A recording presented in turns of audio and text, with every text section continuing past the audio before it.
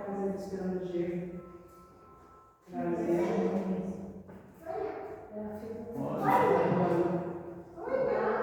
É a Alice. Ela tá fugindo da Manu.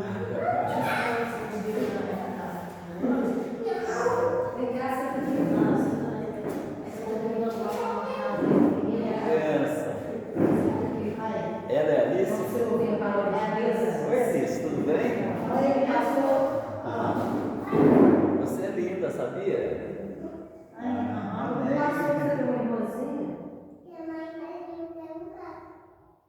Quer o quê? Um gato? É igual aquele seu gato dela. Ah, é? Um gatinho branco? Que bom. Então vamos orar. Vou falar com o Pai do céu. Né? Querido Deus, como é bom, Senhor, estar na Tua presença. Como é bom, meu Deus, separar um momento do dia para o Senhor e que o Senhor receba como oferta agradável. Que o Senhor venha ocupar um lugar de honra em nosso meio. Toma cada família aqui representada, cada família desse bairro, Senhor, que seja alcançada com o Teu poder e aquilo que precisa, Pai, ser tratado na saúde, meu Deus, nas necessidades espirituais e materiais. O Senhor é o Deus que supre, e a Tua palavra diz que o Senhor suprirá em glória, segundo as Tuas riquezas, todas as nossas necessidades. Por isso nós oramos a Ti agradecidos, em nome de Jesus. Amém. E amém, Jesus. Nós estamos com o nosso 23º dia, nosso 23º dia, e Jesus diz assim: deixa vir as minhas criancinhas. Então ela está querendo fazer alguma coisa, está certo. Tem algum brinquedinho para ela atrás que ela possa se distrair? E nós vamos, o assunto de hoje é as marcas do servo de Deus. As marcas do servo de Deus. E o texto é 1 Tessalonicenses 1, de 1 ao 10. Eu vou estar lendo, fica mais fácil que está sendo gravado. 1, de 1 ao 10. Começa assim: Paulo, Silvano e Timóteo, a igreja dos Tessalonicenses, em Deus Pai e no Senhor Jesus Cristo, graça e paz a vós outros. Então se reuniram os 3 irmãos, os três missionários, para escrever essa carta aos Tessalonicenses, né? Paulo, Silvano e Timóteo estavam unidos. Acredito que Paulo muitas vezes não escrevia, ele ditava, por causa tinha uma deficiência nas vistas, né? Então ele pode ter falado com Silvano, com Timóteo para escrever, e ele então incluiu os 3.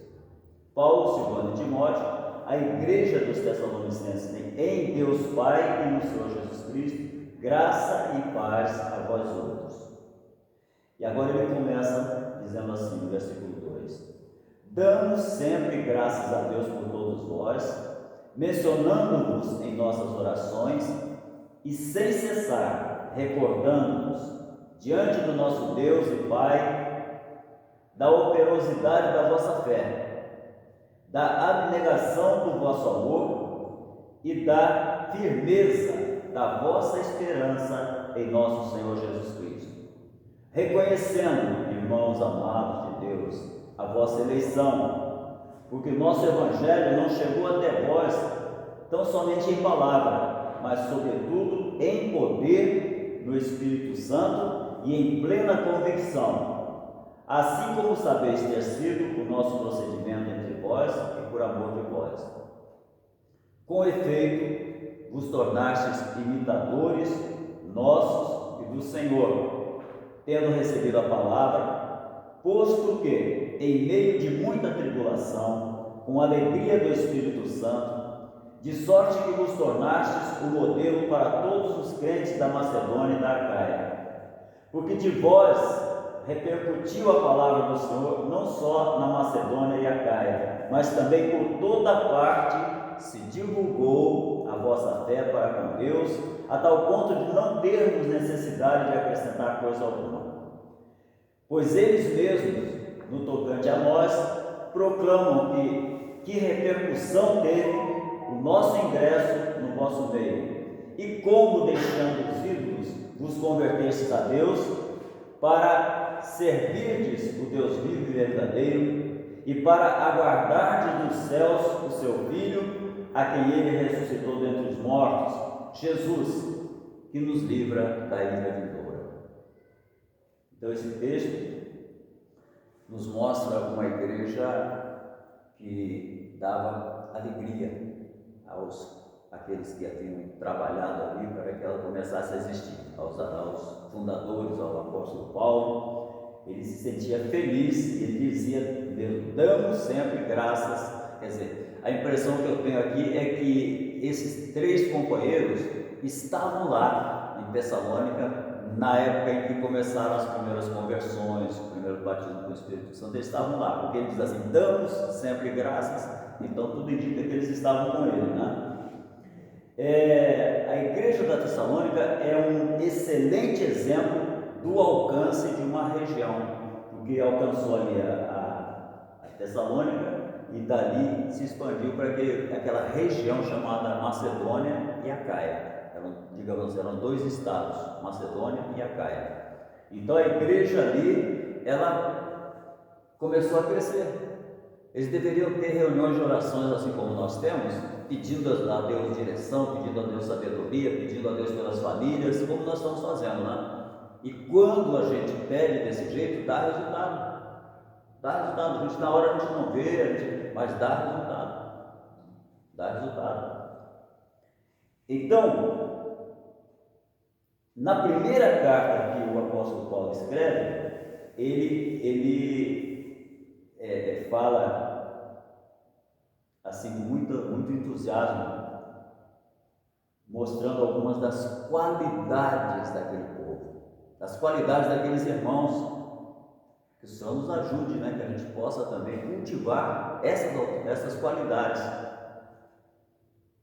Qualidades que a gente pode aplicar em nossas vidas e nas nossas igrejas. Qualidades que havia ali e que nós devemos buscar e pôr em prática. E alcançar com isso, sem a gente perceber, a gente vai de repente estar alcançando outros lugares, alcançando, né? Nossas orações vão longe, nossas orações atravessam fronteiras. Então o estado de Minas Gerais é um ovinho, perto do que Deus pode fazer, perto do alcance que Deus pode dar às nossas orações. O estado de Minas Gerais é um pequenino pingo no globo terrestre. Nossas orações vão longe. E agora então com redes sociais, vai mais longe ainda. Então, o livro de Atos dos Apóstolos, ele mostra o apóstolo Paulo chegando a essa cidade de Tessalônica, lá em Atos capítulo 1, Atos capítulo 17, versículo 1 ao 9.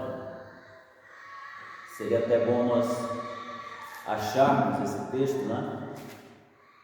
Se alguém quiser vir aqui à frente para ler, a gente terá o maior prazer em compartilhar o local aqui, o púlpito, para se alguém corajoso aí, corajosa para ler. Bom, então eu vou ler. Atos 17, versículo 1. O tópico começa assim: em Tessalônica. Então aqui significa que é a história, é o relato da ida deles a essa cidade chamada Tessalônica. Tendo passado por Anfípolis e Apolônia, chegaram a Tessalônica. Então já estavam ali na região, naquela região, onde havia uma sinagoga judaica. Segundo o seu costume, Paulo foi à sinagoga e por 3 sábados, 15 dias, né? 3 sábados, discutiu com eles com base nas Escrituras, explicando e provando que o Cristo deveria sofrer e ressuscitar dentre os mortos. E dizia: este Jesus que lhes proclamam é o Cristo. Alguns dos judeus foram persuadidos e se uniram a Paulo e Silas, bem como muitos gregos tementes a Deus. Os gregos eram chamados gentios, né? Mas aqueles ali eram tementes a Deus e se apegaram também à pregação do Evangelho. Bem como muitos gregos tementes a Deus. E não poucas mulheres de alta posição. Então o pessoal da sociedade daquela cidade foi alcançado, foi o pessoal que primeiro se rendeu, a maioria eram pessoas da sociedade. Não poucas mulheres de alta posição, ou seja, muitas mulheres, não poucas, quer dizer, muitas, né? Essas palavras assim, do não pouca, do porventura, conforme eu falei ontem, não foi que eu falei sobre o porventura? Então, não pouca, não foi com a irmã que eu falei sobre porventura. Porventura, nosso Deus não é Deus de longe e de perto, significa o quê? Que Deus é Deus também de longe e também de perto e também de longe. Então, não poucas mulheres, ou seja, bastante mulheres de alta posição também se renderam a Cristo ali naquele lugar.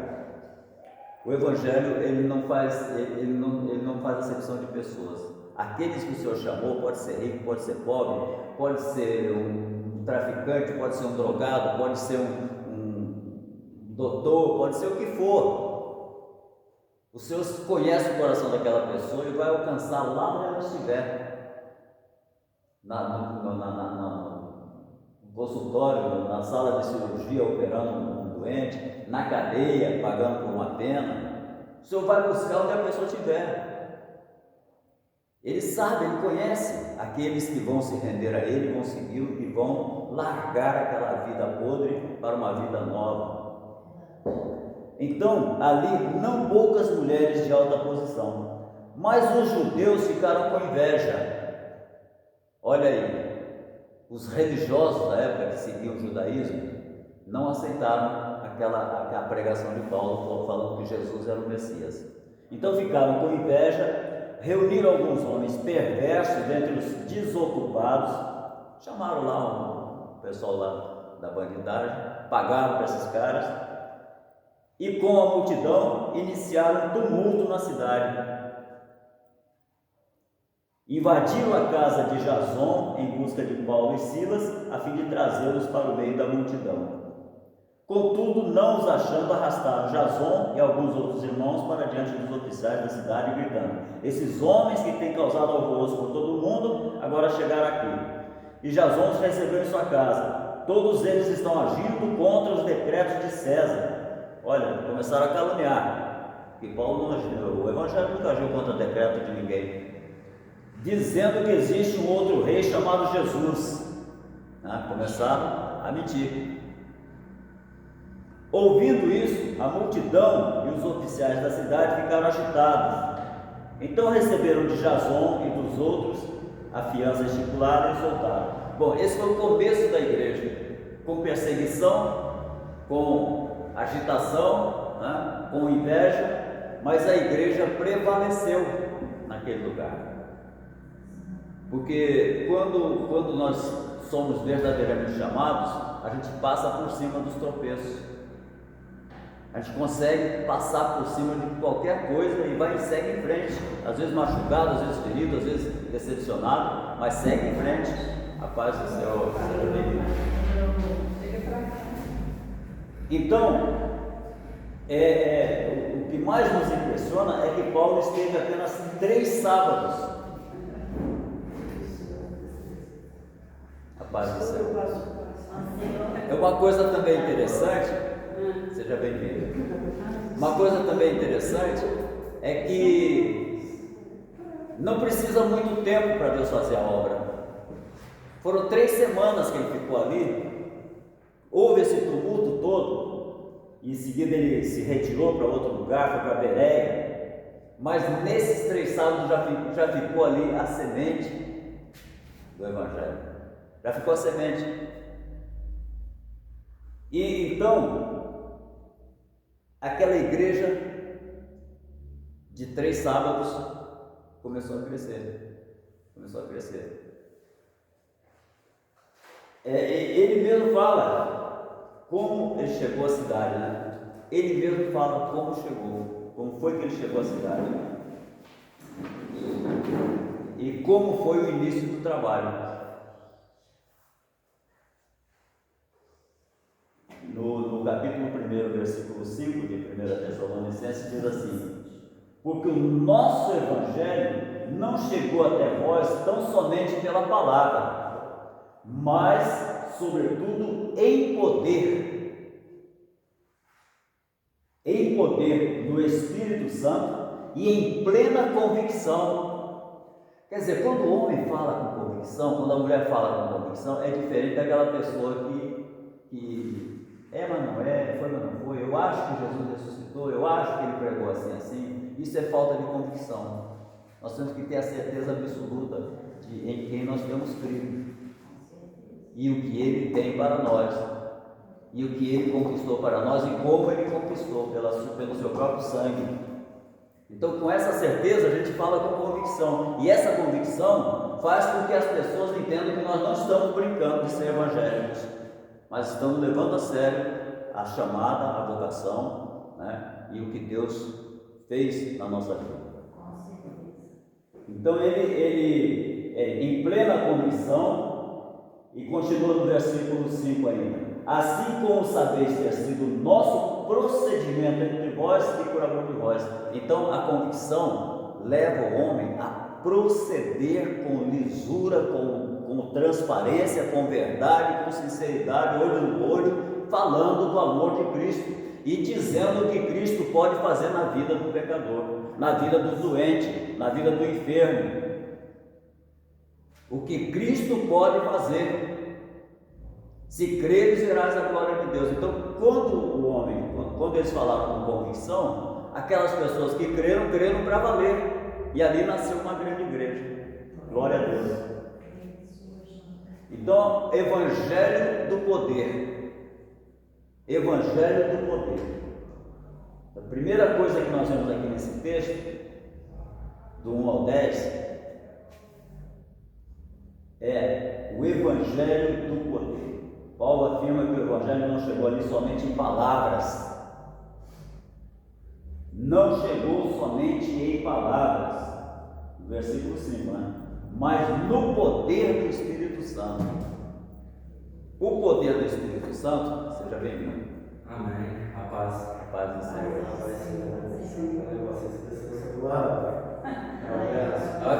Vai ficar conosco não? Oi? Vai ficar não? Eu tenho que ir lá, meu filho esperando ali no carro. Tá bom, Deus abençoe. Em casa da minha avó. Deus abençoe. Jesus. Já está presente. Amém. Glória a Deus. Então, esse poder, nós temos que ter uma certeza: o poder de Deus está aqui nessa noite. Eu estou precisando de uma cura. Creia que Deus vai fazer. Eu estou precisando de uma vitória na minha família. Creia que Deus vai fazer. Eu já te falei, Maria, Marta, que se você crer, você vai ver a glória de Deus. O poder está aqui. Aonde o homem de Deus, a mulher de Deus fala com convicção, no poder do Espírito Santo, esse poder está presente. Para quê? Para confirmar a palavra pregada, como diz lá em Marcos capítulo 16, versículo 20. Para confirmar a palavra pregada com sinais, com prodígios e maravilhas. Então esse poder está conosco. E cada pessoa que entrar aqui, que quiser uma cura, que quiser um milagre, nós vamos, a partir de hoje, quando nós encerrarmos, nós vamos estar orando para Deus responder com poder. Porque se o poder está conosco, nós não podemos levar para casa. Quer dizer, claro que nós vamos levar para casa, mas vamos levar também os resultados, a eficácia desse poder. É assim que uma igreja cresce, no poder do Espírito Santo. Por isso que a igreja de Tessalonicenses cresceu, porque Paulo tinha plena convicção de que o poder estava ali, e então nesse poder ele ministrou, e essas ministrações geraram efeitos na vida daqueles homens e mulheres que estavam ali em Tessalônica. Então, o ingrediente básico para nós termos igrejas fortes é a convicção no poder do Espírito Santo. Na verdade, é o poder do Espírito Santo. E se nós tivermos essa convicção, então esse poder o Espírito Santo vai ter prazer em demonstrar a presença dele no nosso meio com sinais, com prodígios e maravilhas. Vai ter prazer em fazer isso. Pedi e recebereis. Então, o Espírito Santo vai ter prazer. O Evangelho de nosso Senhor Jesus Cristo, ele é comunicado com palavras, mas tem um poder sobrenatural nessas palavras. Eu não sou digno que entre na minha casa, mas envie uma palavra e meu servo será curado. Aquele centurião, e Jesus falou no meio de todo o povo judeu, em Israel, eu nunca vi uma fé como a desse romano, porque ele cria no poder. A palavra que saía da boca de Jesus e a que sai da boca do pregador que está ligado ao trono da graça é a mesma palavra que, se você enviar, ela vai lá onde está o enfermo e o enfermo é curado. Eu acho que eu já falei aqui para as irmãs que eu estava na Ilha do Governador, nossa igreja em Copacabana estava com uma reunião de oração, e a irmã que estava dirigindo, de repente chegou uma pessoa endemoniada lá, o demônio manifestou, começou a gritar, a irmã telefonou lá para casa, para minha casa, e pastor, o que a gente faz, pastor? A mulher está endemoniada. Eu escutando os gritos da mulher, a mulher próxima ao telefone, eu escutando os gritos da mulher endemoniada. Eu disse, irmã Virgínia, irmã Etelvina, se liga aí comigo, no nome de Jesus. Se liga no nome daquele que veio para destruir as obras de Satanás. Está ligado? Estou. Então agora eu vou dizer as palavras e a irmã vai repetir, olhando na direção onde essa mulher está. Demônio, em nome de Jesus, saia desta mulher agora. Aí a irmã repetiu, a mulher sacolejou lá e ficou liberta. Enviou uma palavra. Envia uma palavra. Quando nós temos a convicção do poder que está em nós, do poder que nos foi dado por Jesus Cristo, eis aí vos dou poder para pisar serpentes e escorpiões. Quando nós temos a certeza desse poder, nós usamos esse poder, e o diabo tem que bater em retirada, a doença tem que bater em retirada, como foi lá no século do centurião. Enviou uma palavra. Louvado seja o nome do Senhor. Então esse poder, o Evangelho é comunicado por palavras, mas essas palavras têm poder. Essas palavras têm poder. Glória a Jesus. Louvado seja o nome do Senhor. Então, esse poder, né? O próprio Paulo ele afirma lá em Romanos 1,6 que o Evangelho é o poder de Deus para a salvação de todo aquele que crê. O Evangelho é poder de Deus para a salvação de todo aquele que crê. Então, essa palavra que tem poder para salvar, e a palavra salvação, ela é muito abrangente. A palavra salvação, sozo, né? ela abrange todas as áreas da nossa vida: saúde, problemas mentais, finanças, eternidade, principalmente, né? Ela abrange todas as áreas. Quer ver uma coisa? Você vai ao médico, o médico acerta no remédio, acerta no tratamento. Doutor fulano me salvou. Você está morrendo afogado, o salva-vida vai lá, pula na água e te traz para fora. Salva-vida, cabo soldado Beltrano me salvou. Então a salvação ela é muito abrangente. A salvação de Jesus engloba tudo isso. Salva a vida, cura, né? Faz tudo. Então o Evangelho é a palavra do sozo, da salvação plena, da salvação total. Por isso que alguns irmãos chamam o Evangelho de Evangelho pleno, porque ele é poderoso para fazer na área espiritual, para a eternidade, e nas áreas materiais também. É o nosso socorro bem presente na hora da angústia. É o Senhor que nos sara. Então, quando nós cremos no poder de Deus dessa maneira, não tem para o diabo, não tem para a doença.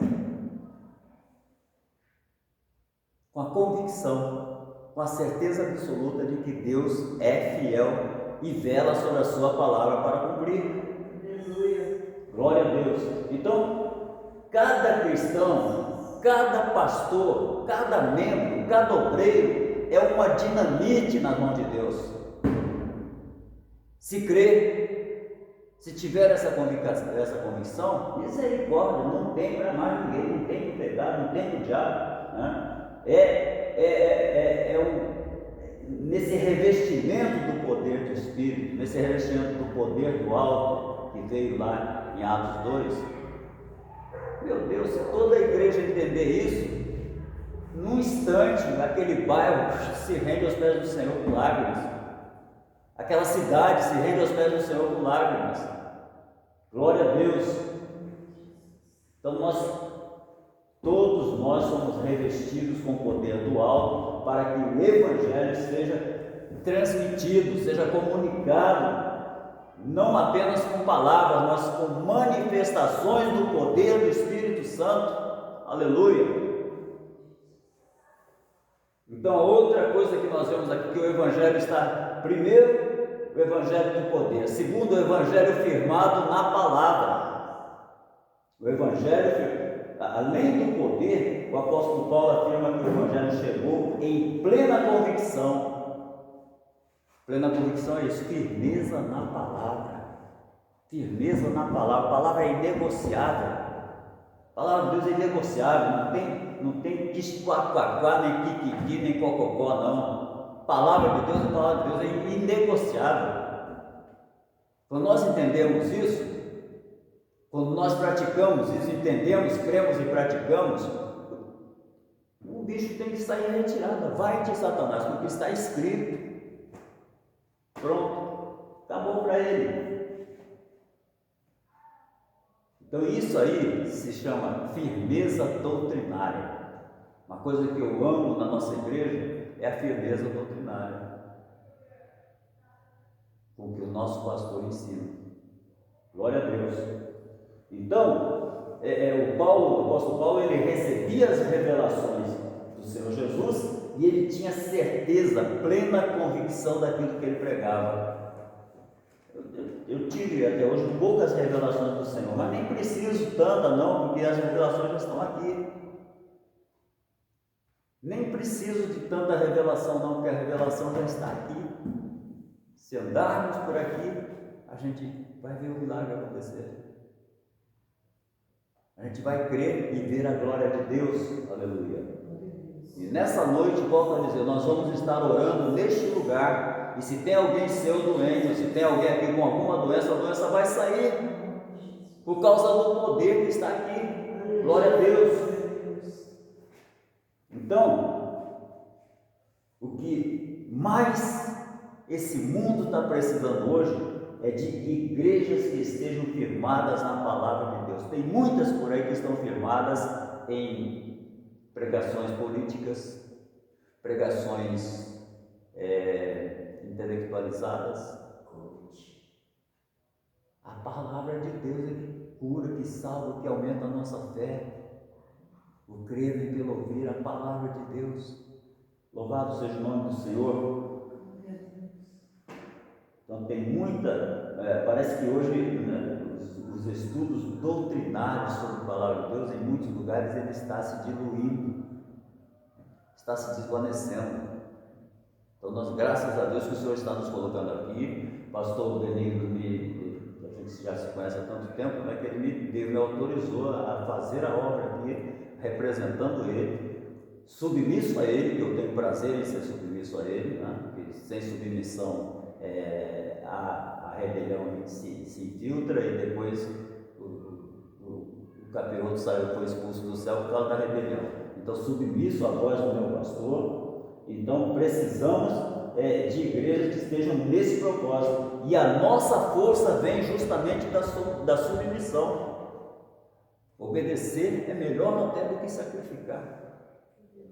Então a gente está submisso à liderança do pastor, e assim Deus vai nos dar crescimento.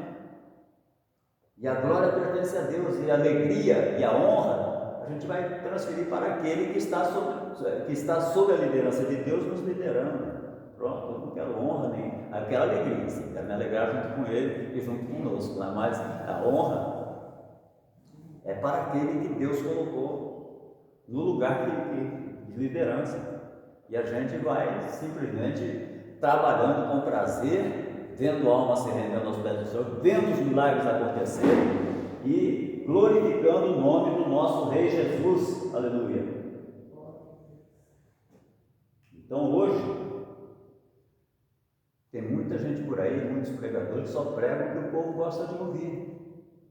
Só prega o que o povo gosta de ouvir. E os conceitos básicos do Evangelho, às vezes, a pessoa entra na igreja, passa 1 ano, 2, 3, 5, 10 anos e não sabe os conceitos básicos do poder, de para que nós viemos, para que nós cremos, qual a finalidade de sermos cristãos. É só entrar no céu? Entrar no céu é a melhor coisa, mas na terra também nós temos algumas atividades a praticar. Vai ter gente que vai chegar lá e Jesus vai olhar assim: apartados de mim, malditos, nunca vos conheci. Mas eu preguei, mas eu fiz isso, nunca vos conheci. Porque não foram ensinados sobre qual é a nossa finalidade como servo de Deus. Qual é o propósito de Deus para a nossa vida? Louvado seja o nome do Senhor. Então, às vezes tem alguns que pregam coisas bonitas e positivas, mas não é só isso. Buscar a paz com todos e a santificação, sem a qual ninguém verá o Senhor. Aí se eu prego só, né, que você vai ter uma casa bonita, você vai ter um carro bom, um carro importado, você vai ter isso, vai ter aquilo, e só coisas bonitas, mas não falar sobre a necessidade de santificarmos, sobre a necessidade de renunciarmos, sobre a necessidade de colocarmos Deus como prioridade na nossa vida, buscar em primeiro lugar, ou seja, prioridade. Se nós não falarmos sobre a prioridade de nossas vidas, que é buscar o Senhor,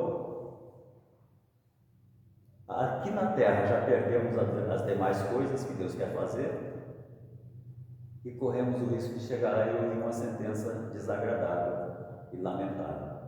Então, tem muitos pregadores aí que estão, né, e muitos ouvintes que também estão com comichão nos ouvidos. Jesus falou que isso ia acontecer, estão com comichão nos ouvidos e não querem aprender a sã doutrina.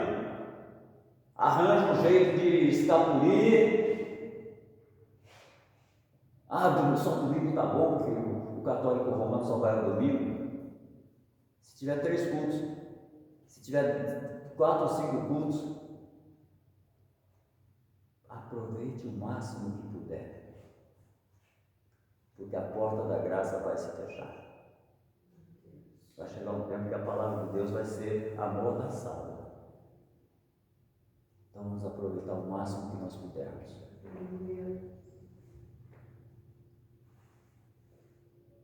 É tempo da gente voltar para a palavra de Deus, é tempo de nós aprendermos o valor do sacrifício da cruz, o valor da ressurreição, o valor do sangue, a importância da Santa Ceia, a importância da comunhão como corpo de Cristo. E sabe o que chamava a atenção na igreja primitiva? Esses valores. Esses valores. O povo se sentia atraído. Eu acho linda aquela passagem lá de Atos 2, no finalzinho, que diz que a cada dia o Senhor acrescentava o número dos salvos, e em cada um havia abundante graça e havia comunhão entre todos.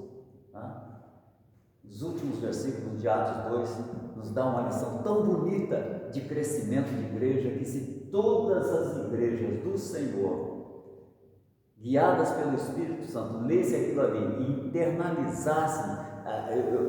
Quando eu começo a ler, parece que eu estou lá vendo, às vezes acontece, parece que eu estou me transportando para o lugar e vendo aquelas irmãzinhas com as crianças na mão, pegando na mão das crianças, ou os homens ajudando, e a criança de colo no colo da mãe ou do pai, e todo mundo caminhando para a igreja, e sorrindo, chegando na igreja, e se abraçando uns aos outros, amém, a paz, shalom, e etc. Como é que foi a semana, meu irmão? Como é que está? Tudo bem? Então vamos orar pela sua lavoura, vamos orar pelo seu gado, vamos orar pela saúde. E a irmã fulano, por que não veio? Vamos orar por ela. havia abundante graça. Todos estavam ali num espírito só e havia abundante graça. E a cada dia o Senhor acrescentava. Sabe por que eu sei que aqui Deus vai fazer isso? Porque nós estamos buscando isso e vamos continuar buscando. E eu vou continuar buzinando no ouvido das irmãs essa beleza que é a palavra de Deus. E essa abundante graça já está instalada em nós.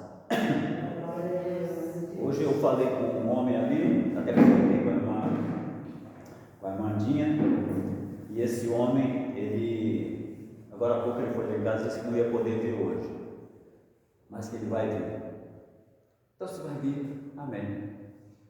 As irmãs conhecem ele melhor do que eu, ele está precisando de mais de um milagre, está precisando de mais de um milagre, porque a doença que está nele pode se tornar terminal. Mas milagre é o prazer de Deus em fazer milagre na vida daquele que crê. Na vida daquele que crê. Então, hoje, mais do que nunca, as igrejas precisam de uma base de verdade. Vou ter cuidado com a mão, que o italiano fala, deixando com a mão, eu não quero derrubar a água. Deixar bem longe. Então, hoje, mais do que nunca, as igrejas estão precisando desse equipamento. Tem muitas igrejas aí que estão mornas, outras estão geladas, e o Senhor quer acender esse fogo. E se depender de nós, Ele vai acender esse fogo. Glória a Deus. A autoridade de uma vida santa, a pregação do Evangelho com a autoridade de uma vida santa. O Evangelho chegou no poder do Espírito Santo, ali em Tessalônica, né? Chegou no poder do Espírito Santo. Plena convicção da palavra. O mensageiro pregando mensagem coerente. O apóstolo Paulo ele afirma assim como sabeis ter sido o nosso procedimento entre vós e por amor de vós. Ou seja, a mensagem que ele pregava estava de acordo com a vida que ele vivia. Se eu chegar aqui e começar a pregar uma mensagem e a minha vida não estiver de acordo com a mensagem, na mesma hora o Senhor vai me censurar, vai me repreender. Quando eu sair daqui, Ele vai... O Espírito Santo é carinhoso, é amoroso, é terno mesmo, mas ele não é, ele não livra a cara não. Ele vai falar com amor, mas vai falar. Meu servo, você falou assim, mas você não está enquadrado. Ô Senhor, tem misericórdia. Ô Senhor, me liberta, me ajuda a me consertar. Então, Paulo, ele pregava com convicção, porque ele pregava aquilo que ele vivia. Quer ver uma igreja se esfacelar? O cara está pregando uma coisa e vivendo outra. Daí a pouco está a maior confusão dentro da igreja. Pregar uma coisa e viver outra. E eu peço ao Senhor que me cubra com seu sangue. Sou humano, mas eu peço a Ele com a ajuda dele que eu não caia nesse laço. Porque Ele pôs dentro de mim amor pelas almas. Então esse amor me ajuda, o amor de Cristo nos constrange. O próprio apóstolo Paulo falou isso, né? O amor de Cristo nos constrange. Então eu quero que esse amor me constrange a ser fiel a Ele. Louvado seja o nome do Senhor. Então, o pregador, ele deve viver o que prega. Se a vida do mensageiro estiver destoando da pregação, não vai haver autoridade nas palavras dele. Não vai haver. Não vai ter o adversário que fica dando gargalhada, rindo e zombando dele, e esperando um momento para prender o pé do cara também no laço. E um abismo chama outro abismo, e quando alguém cai, o pastor é ferido, as ovelhas se dispersam. Paulo tinha convicção, porque o testemunho dele era um testemunho de homem fiel e temente a Deus. Que a da oração das irmãs.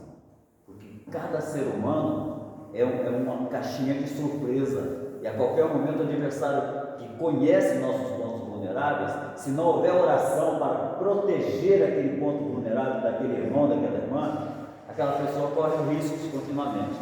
Então, oração, oração, oração. Outra coisa importante com relação à oração, de preferência oração de joelhos.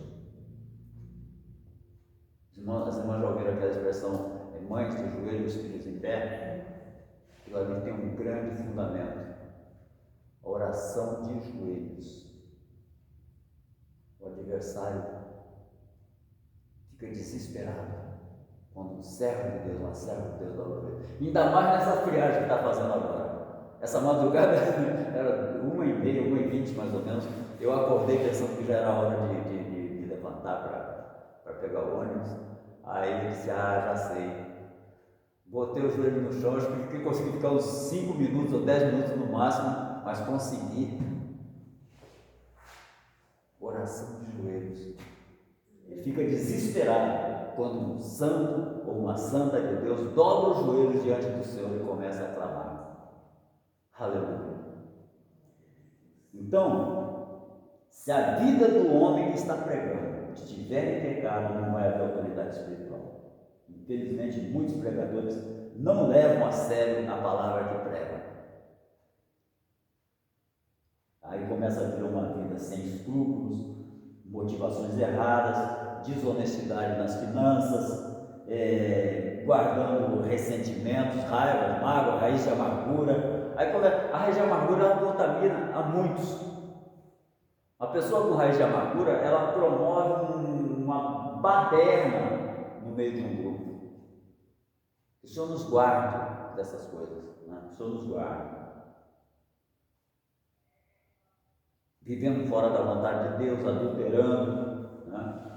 Aí continua tentando se manter no ministério, mas está com a vida sem autoridade para pregar. Sem autoridade, pode ter a mensagem mais bonita que for, mais enfeitada que for, não vai alcançar, não vai agir no mundo espiritual, porque não está na ligação com o Espírito Santo, não está na comunhão com o Espírito Santo.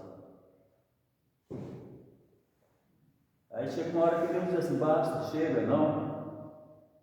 Removerei de ti o teu castiçal. Não foi isso que o Senhor falou? Numa das 7 cartas do Apocalipse tem isso. Tem um cara que Deus diz para ele, um daqueles anjos da igreja, né? Que é chamado anjo da igreja. Deus diz assim, aconselho-te que te convertas, que torne ao primeiro amor, senão virei a ti e removerei de ti o teu castiçal.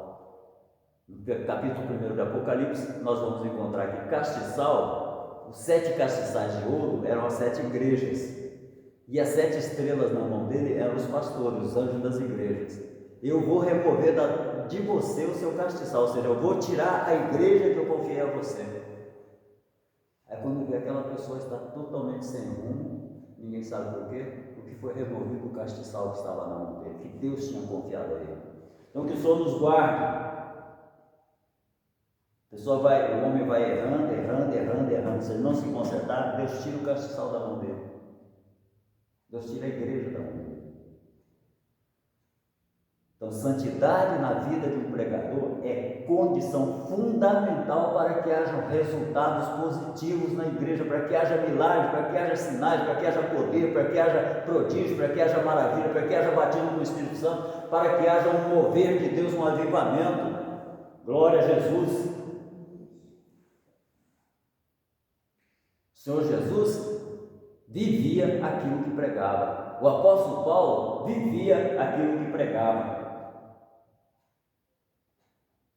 E tantos outros homens de Deus que foram bem-sucedidos é porque viveram aquilo que pregaram.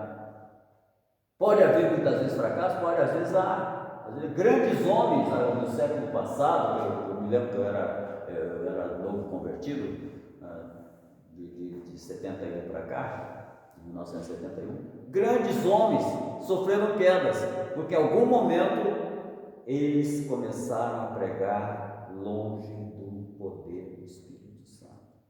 Aquela igreja televisão, alcançando o mundo todo, de repente detona lá um escândalo, porque alguma coisa aquele homem esqueceu de vigiar. Esqueceu de vigiar. Então que o Senhor nos ajude, que o Senhor tenha misericórdia de nós, que nós possamos crescer no joelho e não para cima. O cristão cresce para baixo, cresce botando o rosto no chão.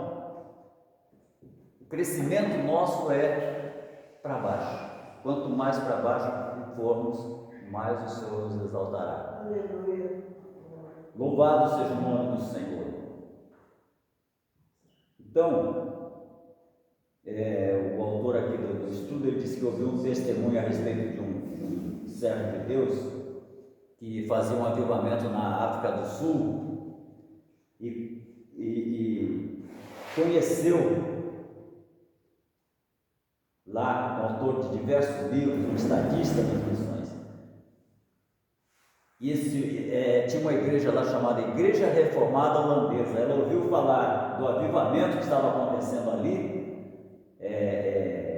na África do Sul, e aí aquela igreja mandou convidar, né, procurou saber se realmente aquele homem pregava e escrevia aquilo que ele escrevia, os livros que ele escrevia, se era real na vida dele. Então os irmãos dessa igreja foram lá para investigar a vida daquele pastor, porque estava uma coisa tremenda na África do Sul, um avivamento incrível acontecendo. Aí essa igreja mandou alguém lá para ver se era real o que estava acontecendo. E quando os irmãos foram lá investigar, voltaram com o seguinte relatório. O nome do pastor era Murray. Ele diz assim: Murray não prega a metade do que vive. Não prega a metade. Vejam bem, a vida dele falava mais alto do que a pregação. Se o homem ou a mulher buscar a santificação, sem a qual ninguém verá o reino de Deus. Se esse homem ou essa mulher buscar essa santificação, de todo o coração, Senhor, me ajuda, me conserta, me liberta, para ver se há em mim algum caminho mau e guia-me pelo caminho reto. Então esse servo, essa serva, vai cada vez entrando mais no centro da vontade de Deus. Chega uma hora que ele não precisa nem pregar. Houve um avivamento nos Estados Unidos, foi antes de eu me converter, foi antes de 71. Sabe como é que é? A rua. Alguém sabe desse avivamento que eu vi lá?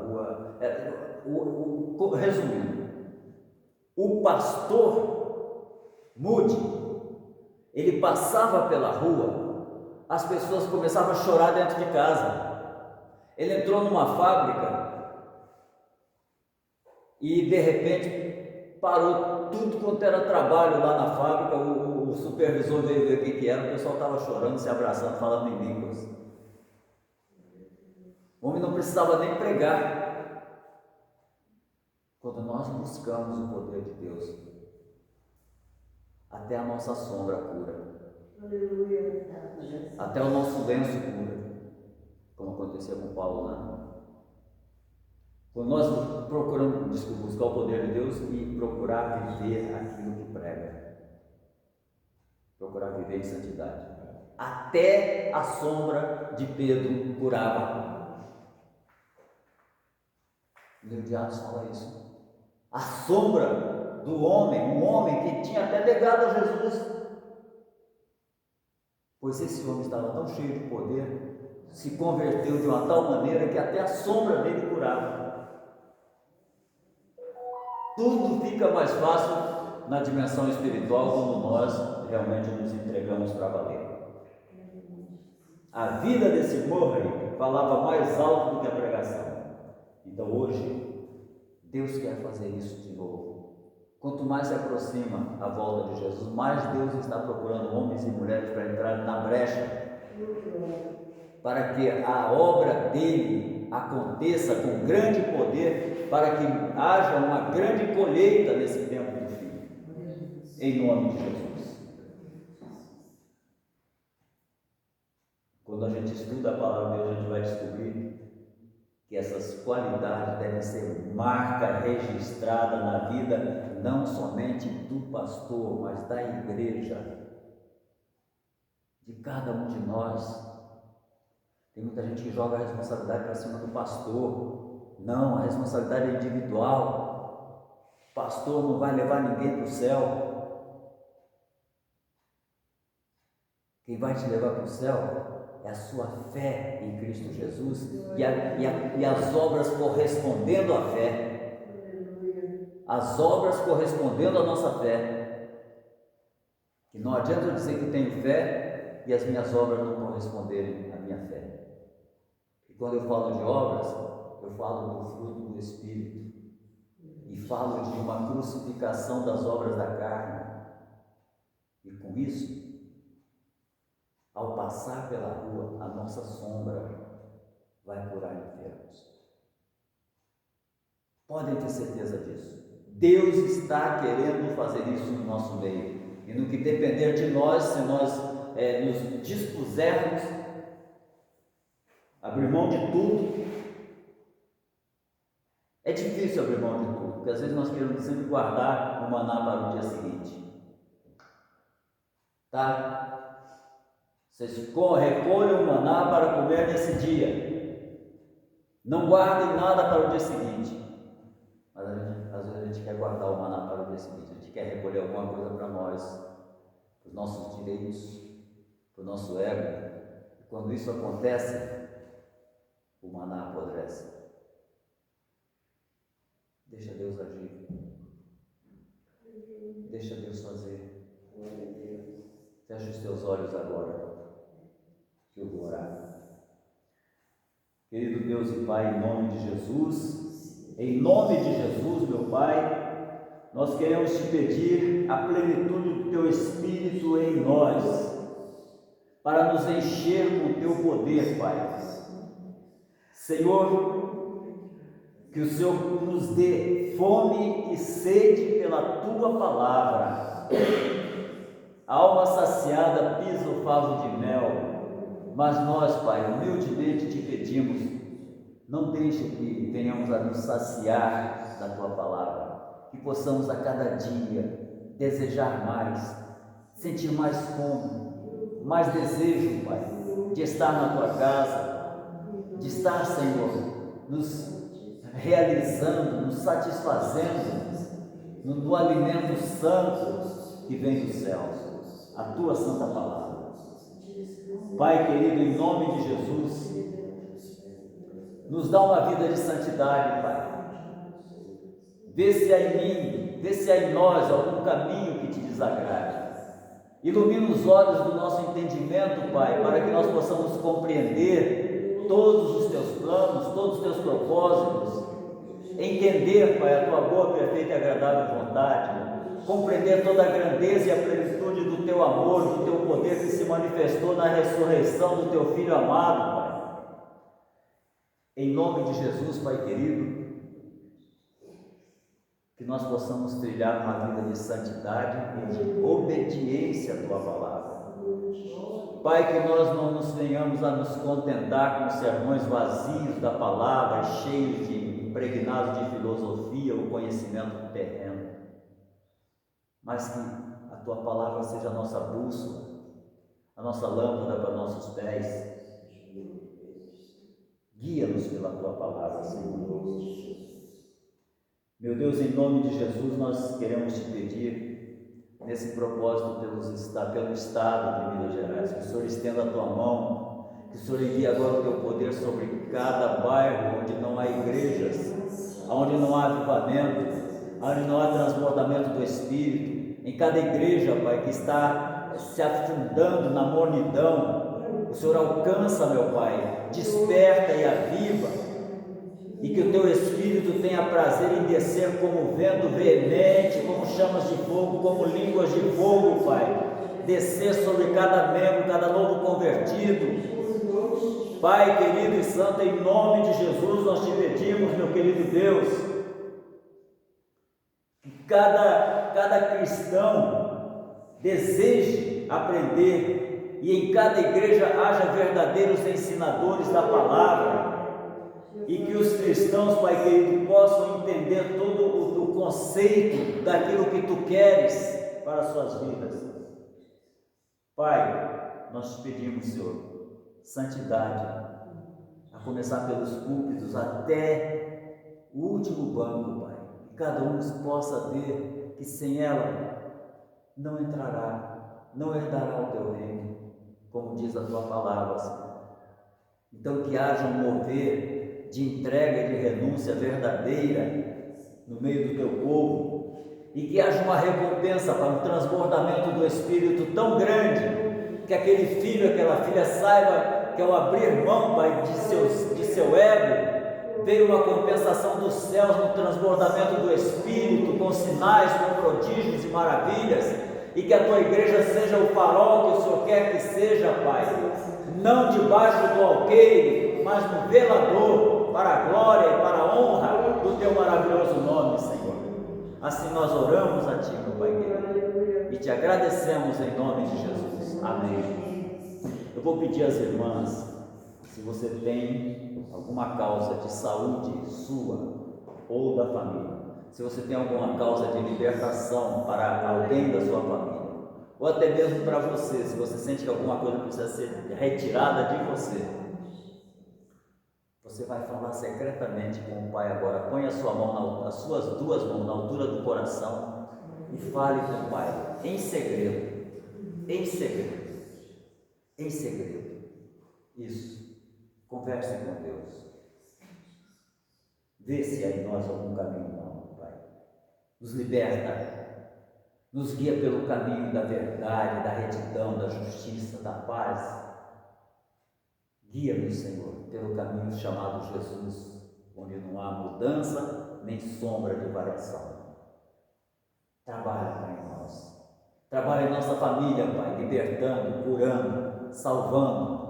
Visita agora, Pai, aquele que está vacilante, aquele que está sem saber se vem para a Tua casa ou não, sem forças para vir, Pai, porque o adversário, inimigo das nossas almas, jogou na mente dessa pessoa que ela não tem forças para largar o pecado. Em nome de Jesus, todo o principado das trevas, toda a força maligna que está procurando tomar a mente dos nossos queridos, em nome de Jesus agora, que haja luz e que as trevas batam em retirada, em nome de Jesus o Nazareno, em nome de Jesus, que os sinais venham a acontecer em nosso meio, com cura, milagres, prodígios e maravilhas da parte do Senhor Deus Todo-Poderoso. Em nome de Jesus nós oramos a Ti, ó Pai, e Te agradecemos. Amém e amém, Jesus. Glória a Deus. Vamos estar, as irmãs vão repetir o texto, versículo para memorizar. É 1 Tessalonicenses 1:8. Vamos lá? Eu leio e as irmãs repetem. Eu dou pausa, as irmãs repetem. Porque de vós repercutiu a palavra. Porque de vós repercutiu a palavra. Do Senhor, não só na Macedônia. Do Senhor, não só na Macedônia. E Acaia.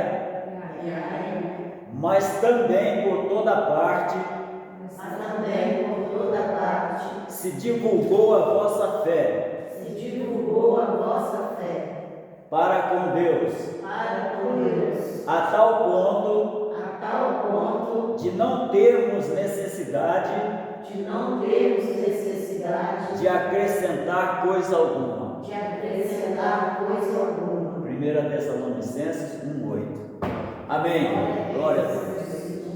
Que a graça e a paz de nosso Senhor e Salvador Jesus Cristo e o amor de Deus, nosso Pai Celestial, e a comunhão e as consolações do Espírito Santo sejam com o povo de Deus, desde agora e para sempre. Todos dizem amém. Quem disse amém, cumprimente alguém e declare: a vitória é nossa pelo sangue de Jesus. Glória a Deus. Aleluia.